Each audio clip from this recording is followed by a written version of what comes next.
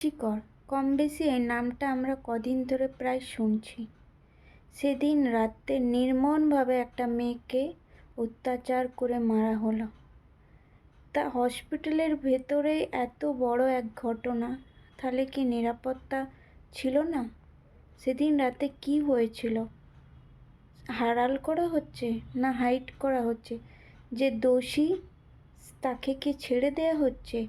এর মধ্যে কারা কারা যুক্ত আছে তারা কি ধরা পড়বে না? তরতাজা প্রাণ একটা চলে গেল। আজ যদি এর ন্যায় বিচার না পায়, আবার এই ঘটনা পুনরাবৃত্তি হতে থাকবে। আমাদের মেয়েদের কোনো নিরাপত্তা বলে কিছু থাকবে না। যারা ক্রাইম করে বেড়াচ্ছে তারা খুল্লাম ঘুরে বেড়াবে, মনে ভয় থাকবে না এদের। আসল দোষীকে সামনে নিয়ে এসে তার শাস্তির ব্যবস্থা করা ইমিডিয়েটলি দরকার। নাহলে আবার কত কত মায়ের কোল খালি হয়ে যাবে, আমরা কেউ জানি না।